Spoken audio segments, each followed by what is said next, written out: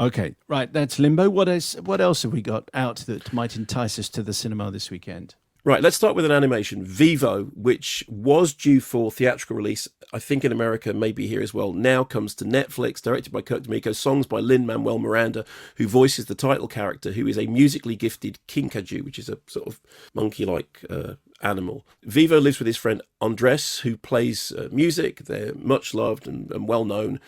Andres gets a letter from Marta inviting him to a farewell concert in Miami, which he wants to go to. Vivo doesn't want to go, wants to stay in Havana, says, what difference can one song make? Why are we going to do this?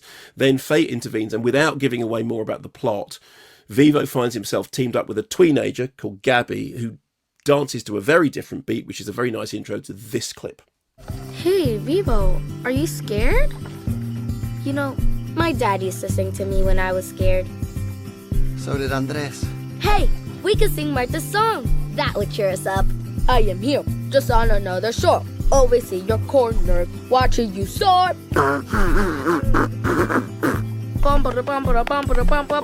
Drumming's in my blood.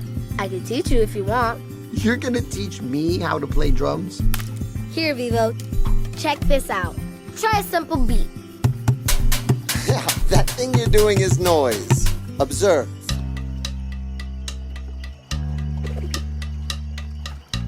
Wow, you learn quick.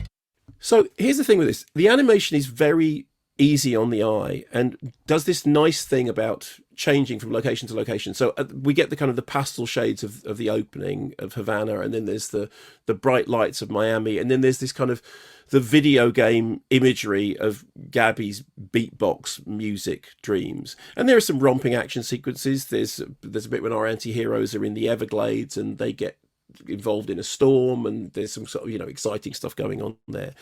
And in the middle of it there is this very unexpected voice cameo by Michael Rooker, who, if you're somebody like me, will remember as the voice, well, as Henry Portrait of a Serial Killer, and he plays a silence loving python. But the fact that it's Henry Portrait of a Serial Killer voicing that is really odd.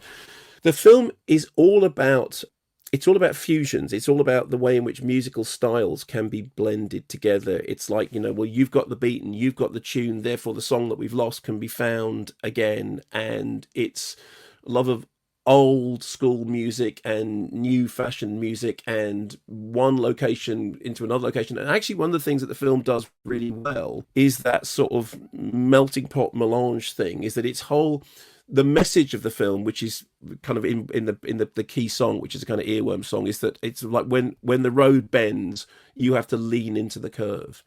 And so, as with so much stuff that Lin-Manuel Miranda is involved in, it's very generous of spirit, and it's very much about finding similarities and finding common ground and finding that things can be melded together into a fusion that is itself. I mean, I enjoyed it. I thought it was kind of sweet. I didn't know much about it beforehand, and I suspect that it might be too gentle, isn't quite the right word, but I suspect that it might get lost in the mix because it's quite a hard film to sort of. It's not something you can just explain in one sentence. However, it's interesting because it's out same week as Spirit Untamed, which is a DreamWorks animation. And so this Spirit Untamed is technically part of the Spirit franchise. 2002, there was Spirit Stallion of the Cimarron, and then there was a TV series, I think, which I hadn't seen. And so in the case of this, there's a young girl named Lucky, Fortuna Prescott, but she's called Lucky.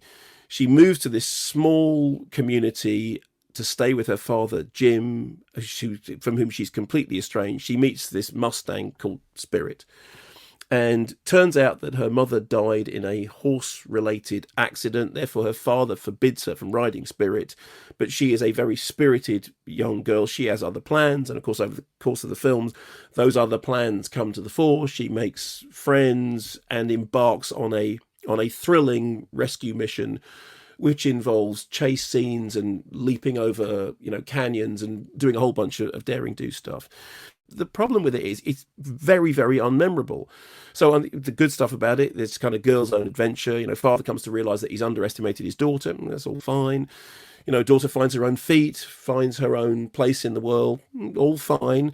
But all feels kind of rather generic. And there's a couple of exciting action sequences. But there are a couple of exciting action sequences in Vivo. And it was interesting. I saw these back to back And it really was like, okay, one of them is completely off the peg, generic, not particularly interesting. The other is much more subtle, much more complex. Much as I said, I still think that Vivo may get lost in the mix, but much more subtle, much more complex, much more depth, much more going on.